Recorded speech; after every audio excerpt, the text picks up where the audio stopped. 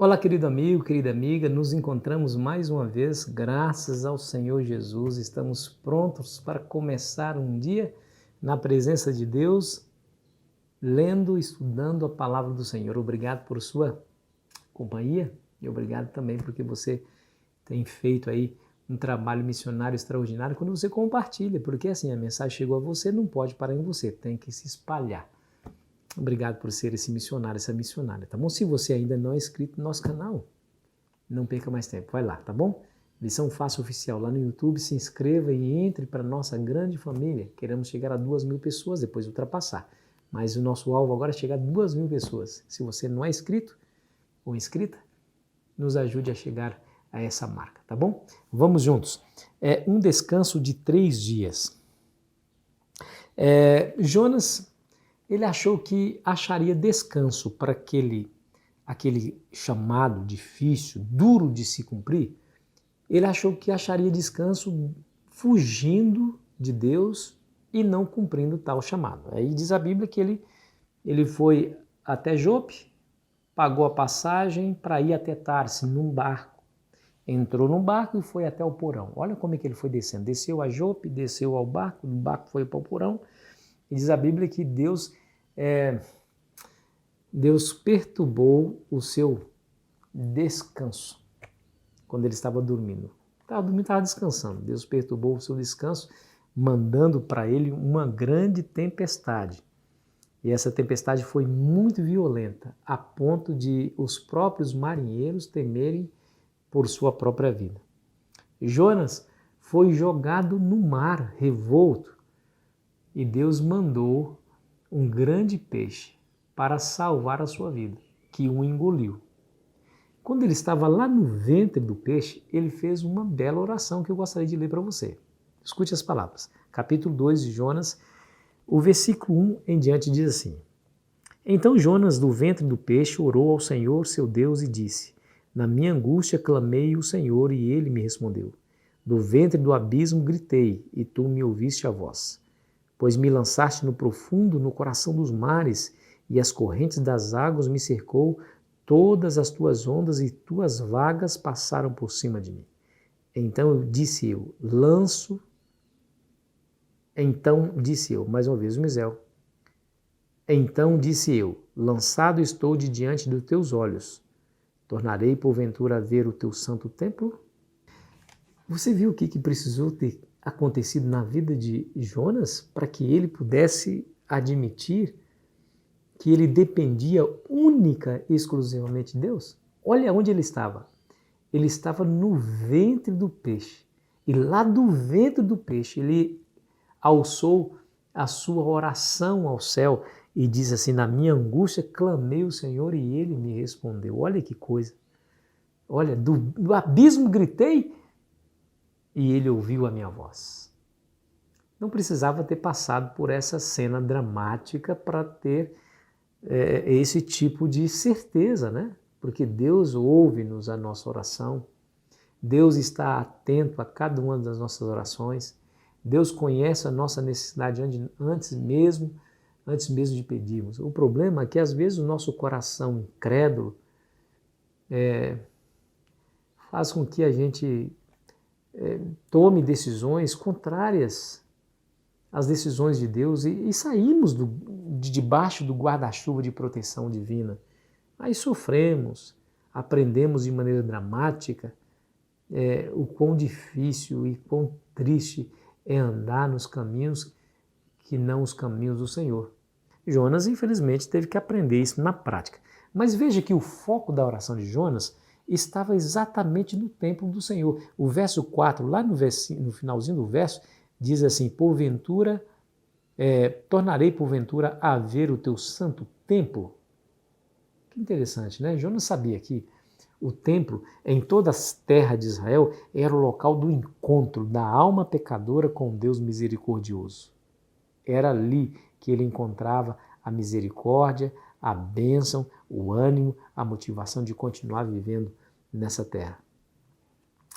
Jonas tinha certeza que era no templo que ele encontraria a presença do Senhor Deus e encontraria ali o descanso para sua alma. Mas E será que ele se referia ao templo físico, aquele templo onde os israelitas se reuniam?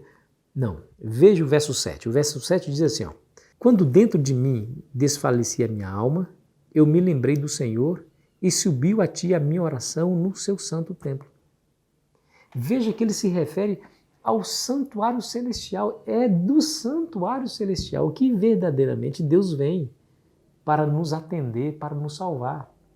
Ele olha para além das suas circunstâncias, por mais difíceis e probantes que elas eram naquele momento, ele olha para cima e olha para o Deus misericordioso que habitava lá no templo celestial.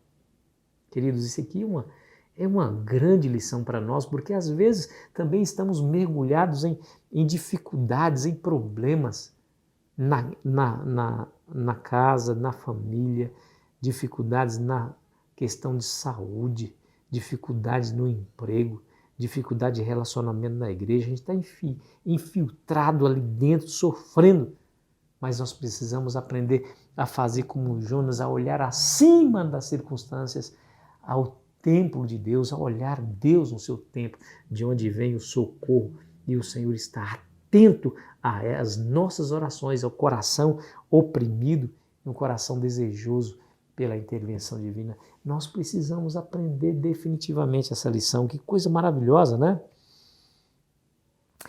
Ele aprendeu, definitivamente ele aprendeu. Diz a Bíblia que Deus ouviu sua oração e o peixe o vomitou na praia. E quando ele estava ali na praia, meus amigos, aí esse homem resolveu obedecer o chamado de Deus e colocou o pé no caminho em direção àquela má cidade de Nínive para fazer a vontade de Deus.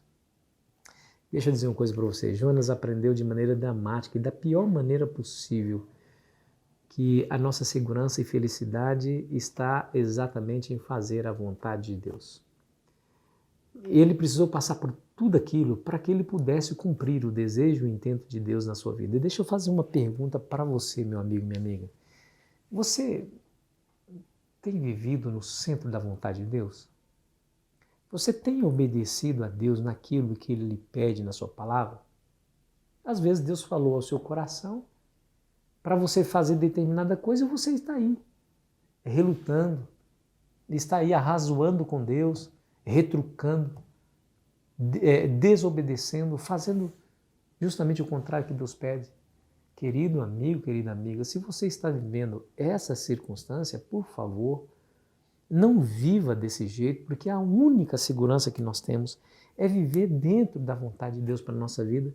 Mas pastor, mas o que Deus pede é difícil demais, Deus está pedindo para que eu guarde o sábado e eu trabalho no sábado, como é que eu vou fazer? Querido, querida, esse Deus fez o universo inteiro com as suas mãos e o seu poder. Se Ele lhe pede alguma coisa, saiba de uma coisa, coloca definitivamente no teu coração que Ele tem poder para lhe sustentar. Ele tem poder para lhe dar sucesso ao cumprir você a vontade de Deus. Eu estou dando aqui um exemplo do sábado, não podia ser muitas outras coisas. Não permita, querido e querida amiga, que a incredulidade, não permita que as dificuldades tirem do seu coração a certeza, primeiro, do poder de Deus e do amor de Deus por você. Se você permitir, certamente Ele vai te ajudar, Ele vai te dar forças, assim como deu para Jonas. Jonas temia ir para Nínive, porque sabia que aquele povo era violento. Será que ao chegar ali e pregar o Evangelho, aquelas pessoas também lhe praticariam violência? Lembra de empalar as pessoas? Colocar aquela estaca de dentro para dentro do corpo da pessoa para que ela pudesse morrer à míngua? Será que ele não temia isso? Mas querido e querida amiga, o Senhor Deus estava com ele. Nós sabemos o final da história. Só lê o livro de Jonas, você vai ver o final da história. Deus protegeu Jonas naquela cidade, de maneira que ele cumpriu a sua missão. Deixa eu dizer uma coisa para você. Esse Deus tem todo o poder para lhe proteger. Se Ele pede algo difícil de ser feito, Ele tem todo o poder para te dar sucesso nessa grande missão, porque você não vai cumprir a missão sozinho, você vai cumprir com Jesus ao seu lado. Quem era a dupla missionária de Jonas? O Espírito Santo de Deus. Enquanto Jonas pregava, o povo ia recebendo a influência do Espírito e Deus ia fazendo a sua retaguarda, guardando o seu servo, para que nada de mal lhe acontecesse. Às vezes nós precisamos disso também, né? Às vezes nós precisamos exatamente dessa certeza em nosso coração, para que nós possamos pregar o Evangelho, continuar pregando aquelas pessoas que precisam ouvir na misericórdia de Deus, por mais difícil que seja, por mais longe que essas pessoas estejam de Deus. Confie no Senhor, Ele estará ao seu lado para te dar certeza da vitória, tá bom? Vamos orar?